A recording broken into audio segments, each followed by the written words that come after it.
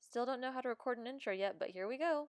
Alrighty, so today we are doing something that I don't usually do in my normal routine because I'm usually busy crocheting, but I still enjoy doing, and you can guess by the paintbrush, we are painting something today.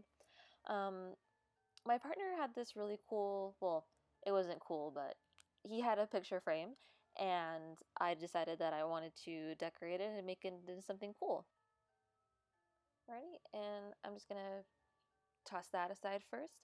And I didn't really know what color I wanted to use, so I just decided to pull out all of the colors that I usually use in the theme that I'm going for. So I'm going to take out my very dirty paint palette and get started with the base coat today. And I just went for a plain black, mostly just because you can get a really decent layer without too many coats.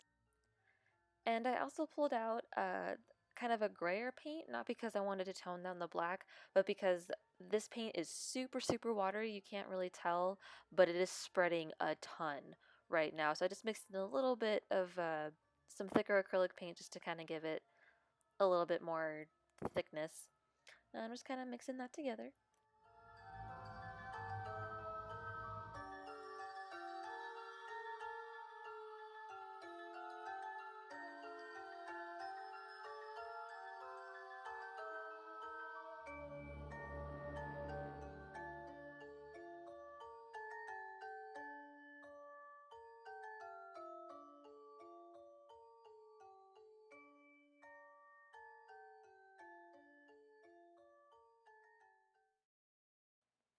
And then here's the part where I just totally struggle trying to figure out how I'm going to pick this up to move it to dry it. So I move it over and we're going to move on to the back part of this now.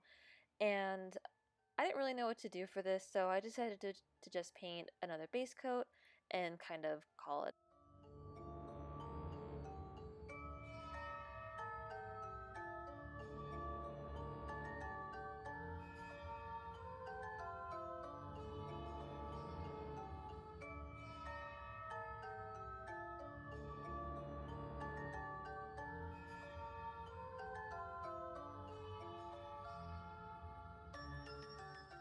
And here's where I start painting the back side of the frame. Um, Normally I would have taken off the little photo holders, but they weren't screws, they were just kind of these little snaps, so I just kind of pushed them off to the side and decided to paint around them.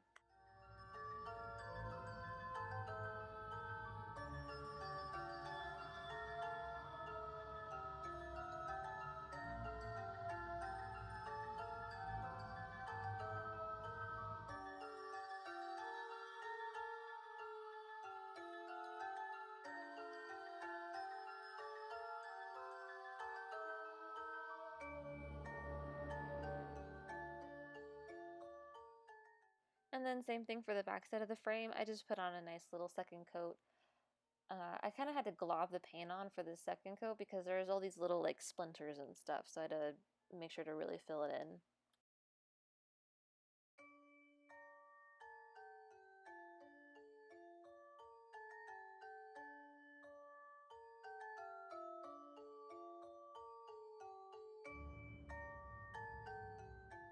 And now for the main event where I finally paint the little decorations. And here's where I kind of agonize a little bit over the perfect shade of orange that I wanted to do, and you'll see why.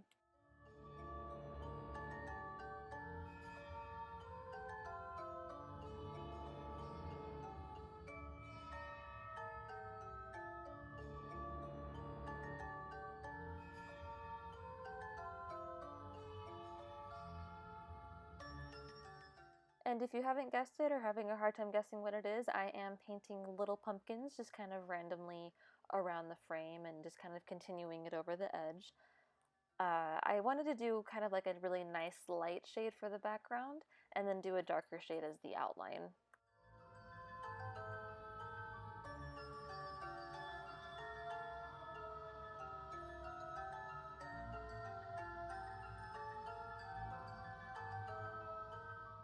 For the back piece, I didn't really know what I wanted to do with it still, so I had these new ink pads that I had actually just bought that day, because I had these stamps forever, but I realized I had no ink. So I just wanted to see if maybe they would transfer onto the acrylic. I didn't do any additional prep work other than just paint it, so you'll see how it goes.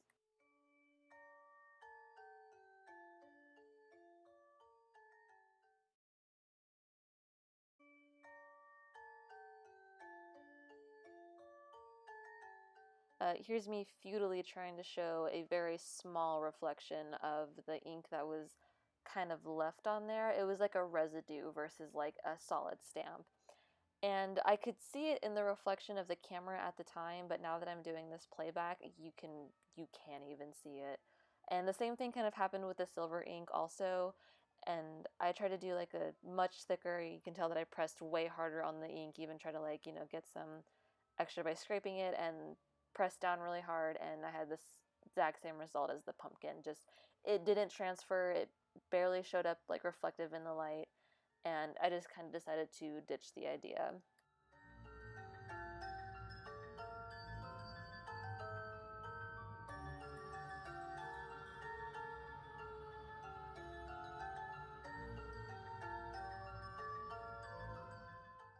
And with that failed stamp attempt out of the way, I just decided to move on to the next thing, which was painting the second coat of the pumpkins.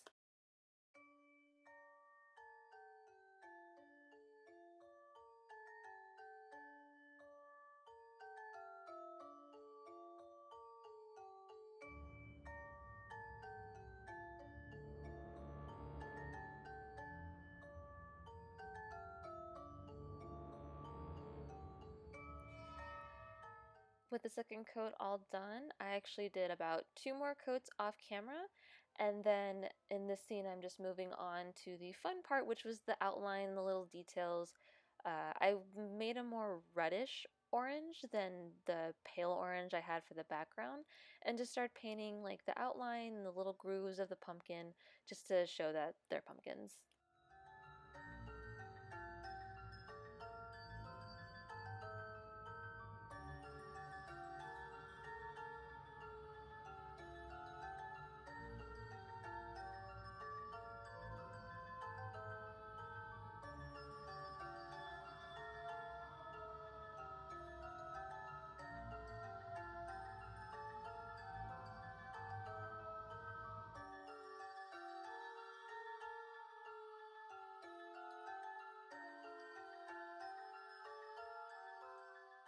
And with the little outline done, I moved on to the vine colors so that way I could make one kind of long, big connecting stem.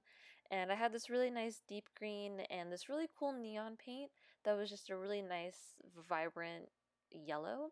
And of course, I'm struggling to open it. Gotta struggle to open something at least once an episode.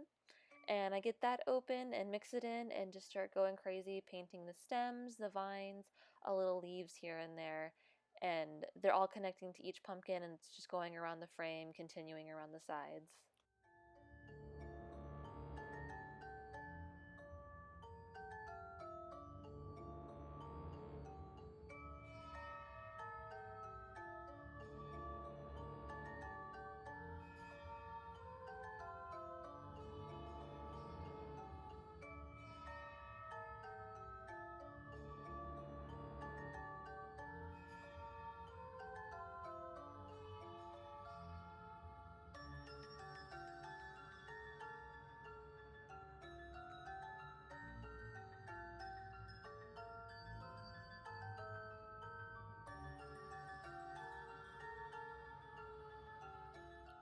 And then I just went around and did a second coat because it was a little bit thin, and I'm mixing up a nice kind of cartoony yellow to make the moon. And I just put it, smack dab in the corner, classic moon position. And I did a majority of it in the front, and then I continued the semicircle around on the edge a little bit.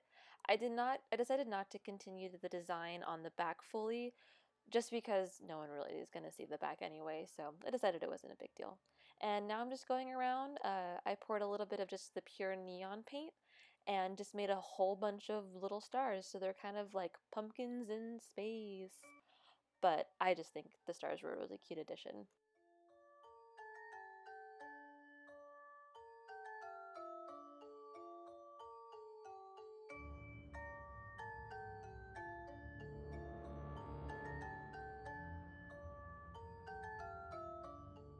And here is where I break out my really cool glow paint that I got. It's a neutral tone, So you can put it over pretty much anything and it won't ruin the color underneath it. Gotta get that little paint booger off. It was a pretty big one. And I'm just going to go over some of the stars that I made, not all of them, and just give them a nice little glow in the dark feature, as well as kind of put little globs of that to kind of make invisible stars. And same thing I did with the vines and the pumpkins. I also made stars all around the border, and I also put a nice layer of the glow paint over the moon too, to give it that really nice glowy effect, because it's the moon.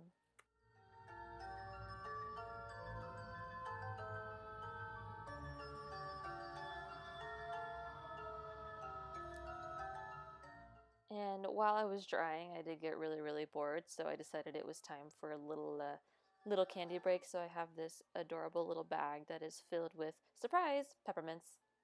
It's my favorite candy. And I'm just finishing off the back with some matte Mod Podge. It's a little bit different than the gloss. It has a more flat finish to it.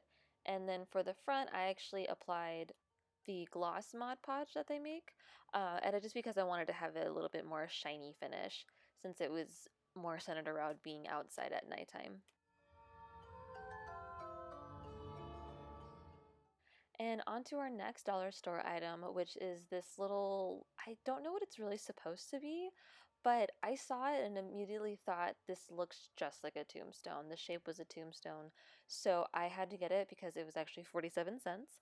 And I'm breaking out the same color and just making just another base coat. I'm just planning on painting the whole thing kind of like a mix of the dark gray and the black. It's going to be a little bit more noticeable this time.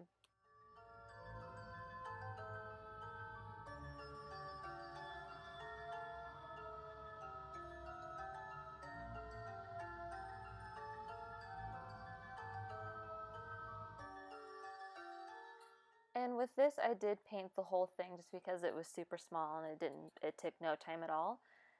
And for the design, there was really only one thing I could think of, and it was really easy to paint over this, so I just decided to go with this design.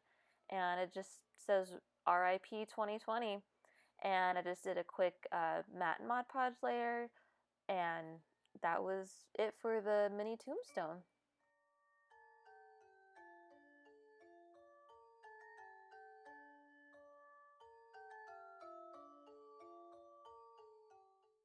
And here's what they look like together on my windowsill. This was a ton of fun to make and to kind of make over these little items. Please let me know if you enjoyed this video down in the comments below. But other than that, I will see you guys next week.